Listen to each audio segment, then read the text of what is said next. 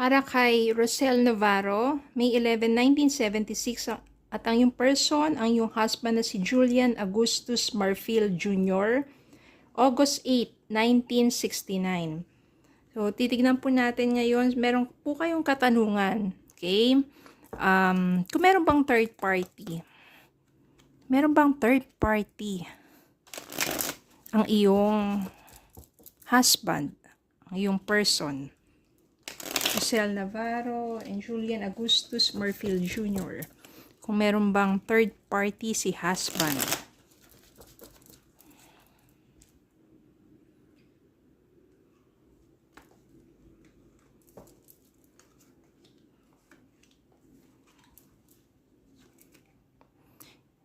Yes.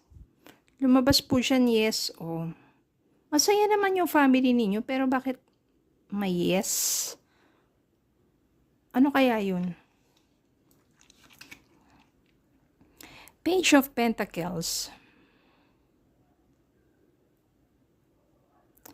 Ito kasing page, ano to kumbaga young energy to. Ito yung someone na hindi pa ganun ka-mature at hindi pa siya ganun ka-consistent. No, pero it has something to do with money. Maybe meron nga talaga. And maybe someone na young. And maybe just because of money.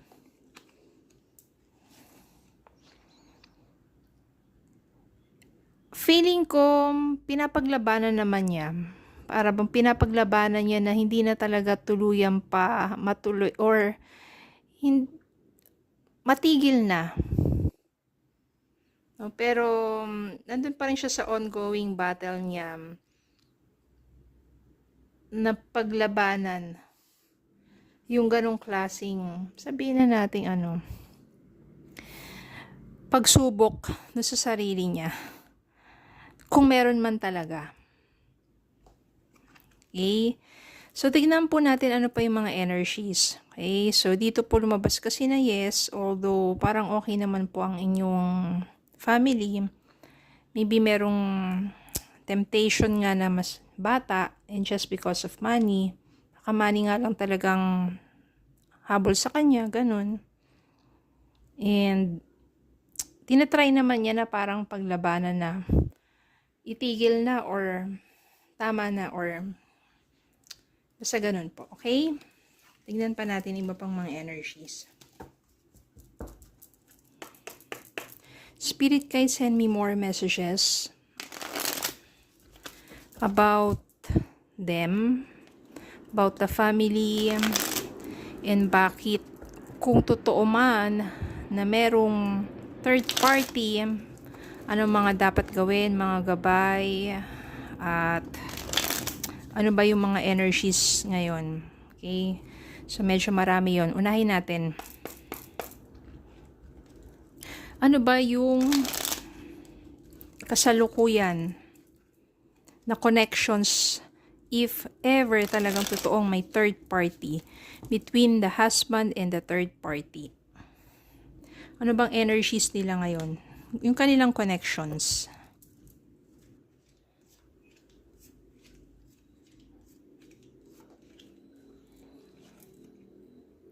Page of Swords. Page of Cups. The Tower. Knight of Swords. Ten of Wands. Queen of Swords. Dito sa Page of Swords, ito yung maybe you have to be patient with your husband. No, parang dapat ikaw yung mas matatag dito. Dapat ikaw yung mas, sabihin natin, mas mautak sa sitwasyon na to. Kasi pwedeng ang kanilang connections naman, if ever totoo nga talaga to, is something childish, no? nadadala lang ng mga emosyon ng mga ganon, at sabihin natin kung ang intention lang talaga para sa kanya is yung money. There's no such feelings as love. Pero yung mga emotions lang na sabihin natin na very sensitive, ganun no.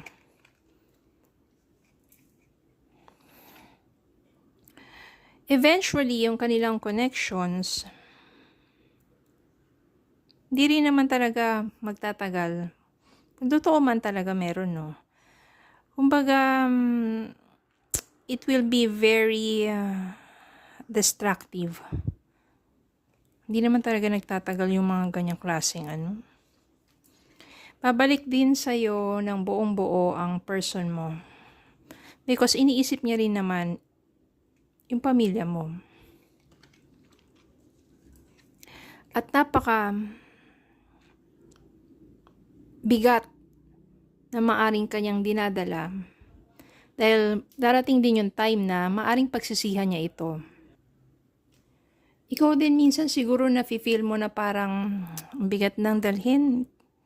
Parang natitaken for granted ka na because maybe meron nga third party. And minsan you feel na putulin na connection mo sa asawa mo o makipaghiwalay na. Pero sa sitwasyon na to, dapat ikaw yung mas smart. Huwag mong hayaang manalo sila. Okay? Tingnan pa natin. Ayan o. Conflict. Very conflicting ang iyong situation. Actually, bumibigat yung pakiramdam ko ngayon dahil parang hindi yung energy, no? Mga negative energies kasi. Conflict, fight, arguments. Talagang pagtatalunan nyo yan. Pero darating nga ng time, katulad ng sinabi ko sa'yo, na parang hindi rin naman magwawagi yung kanilang relationship. Dahil maaring pagsisiyan niya yon, babalik din naman siya sa'yo. With full honesty.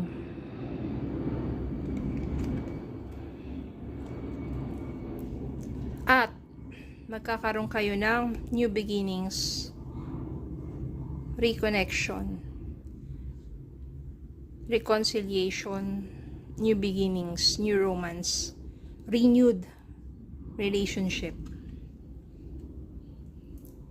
Especially when you learn how to forgive and accept.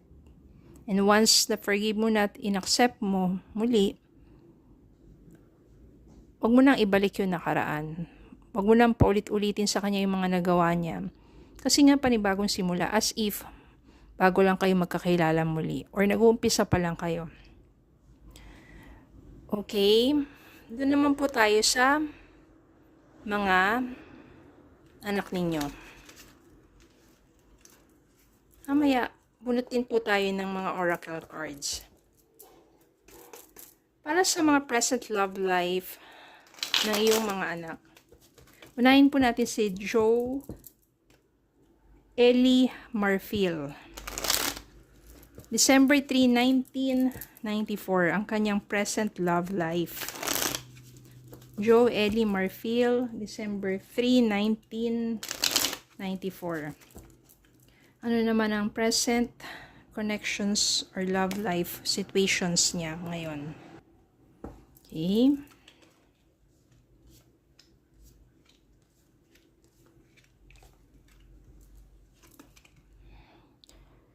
Two of Wands.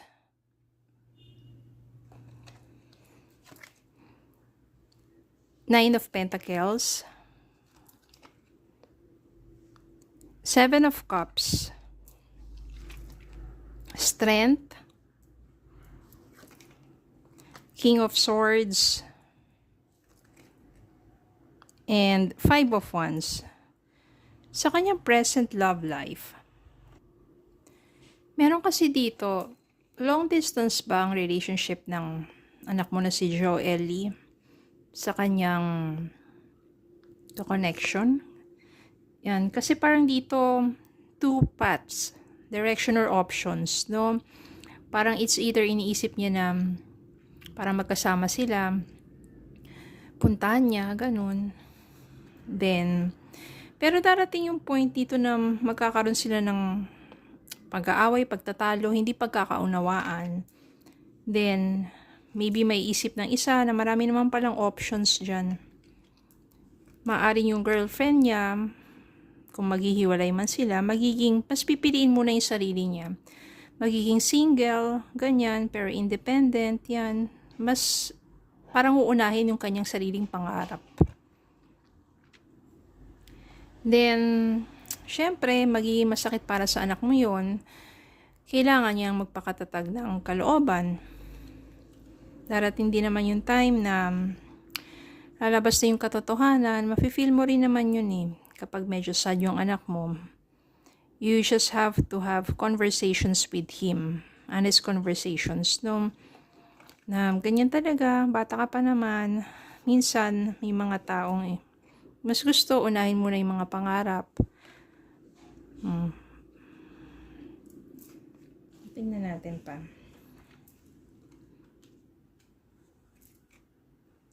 Pero, Queen of Cups and Ace of Cups, mabibigo man siya, but in the future, magkakaroon ng someone na tunay na magmamahal sa kanya. Siya yung pipiliin at magkakaroon siya ng new relationship or new romance at mas magiging masaya siya dito sa panibagong love na ito. Siguro ngayon, bata pa siya and maaring yung present niya, may mga pangarap na gustong matupad na maaring yun yung pipiliin over him. Okay, pero wag siya mag-alala kasi ang mga susunod na magiging ka-relationship niya, someone, yung new person niya, maaring siya na yung true love niyon. Ngayon siguro, maaring hindi pa talaga sila para sa isa't isa. Okay, doon po tayo sa second sa ninyo.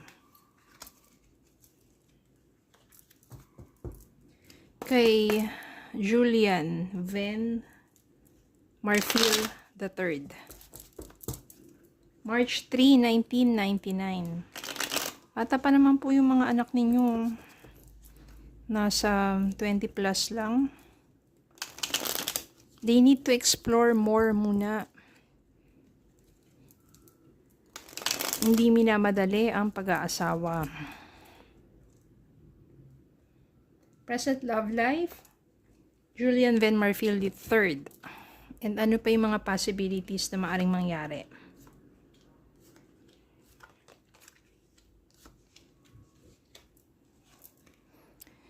Four of Swords, Knight of Wands, Eight of Swords, Three of Pentacles, the Empress, Seven of Wands.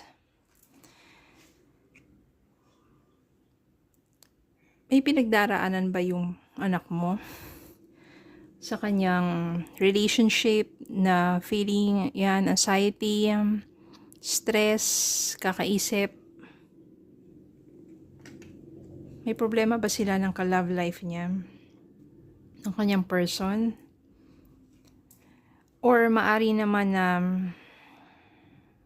may nangyari before na patuloy pa rin na nandyan sa isipan niya, hindi niya maalis. Kung ano man yung nangyaring yun. Ibig sabihin dyan, nasa isip niya lang naman, na feeling niya na nakatrap pa rin siya sa ganong sitwasyon, pero siya lang naman ang nag-iisip yun. Diba? Pwede naman niya talagang sabihin natin na feeling hopeless siya ganun. Pero siya lang naman yun, nag-iisip ng ganun. No? Ang kailangan niya lang dito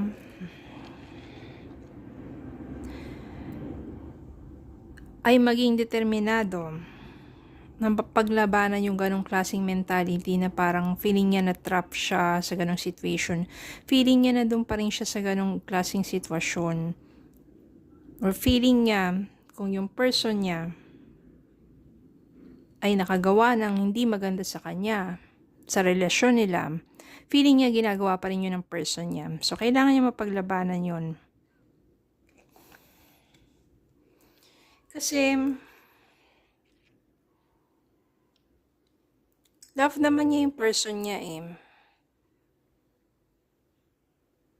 Very passionate siya dun. Parang gusto niya talagang i-work out ng husto yung connections nilang dalawa. Yung babae naman, ito yung possibility.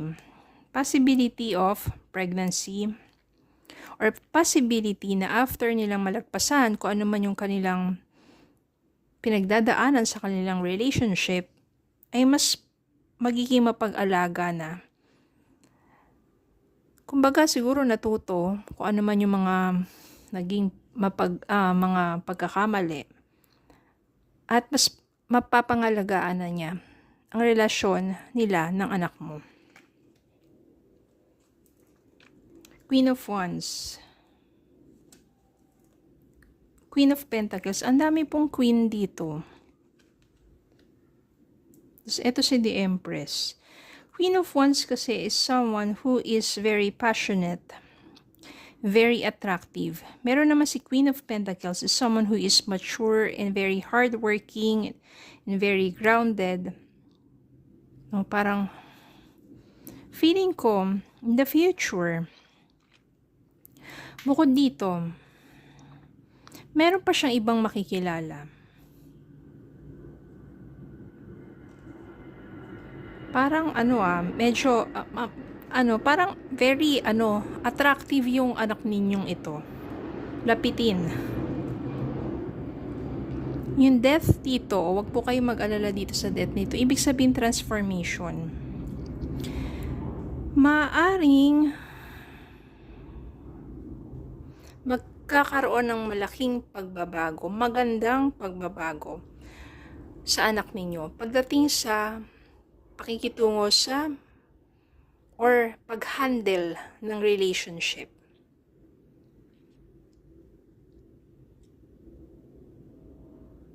Magmamature, syempre. At mas magiging mas maayos na. Siguro before ang kanya naging relationship, no, parang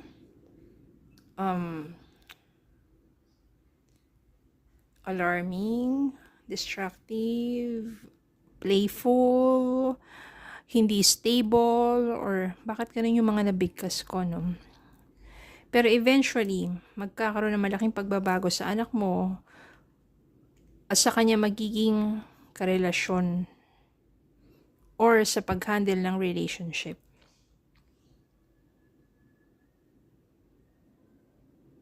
Tignan natin, kuha po tayo ng mga messages para sa kanila, para sa inyo.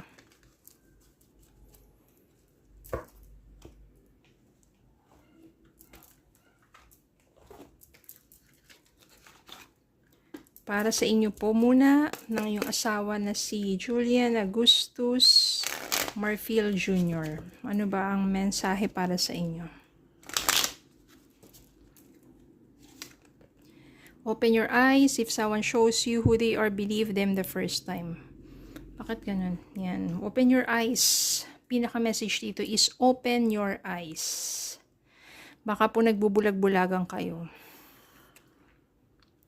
Para po sa iyong anak na si Joely Marfil.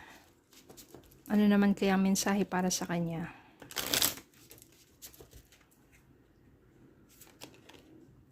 Redirect your thoughts. Focus on what you want to attract in this relationship, not what you fear will happen. Redirect your thoughts. Siguro natatakot siya nung person niya ay maaring tuluyan nang mawala sa kanya. Pero kanina, di ba, parang maaring magkakaroon talaga sila ng pagtatalo or magpaghihiwalay. Pero merong someone na truly na Maaaring yun ay magiging true love niya. Para kay Julian Van Marfil III. Unrequited feelings. There is not enough love to keep the relationship going in a healthy way. Yun nga. Baka nga hindi na healthy ang relationship nila. Parang may pinagdadaanan sila. Parang maaring siya or yung person niya may nagawang something. Pero meron naman siya makikilalang iba pa. At magkakaroon ng malaking pagbabago sa kanya. Maganda naman po. Magandang pagbabago sa kanya. Papatayin ng message para sa inyo.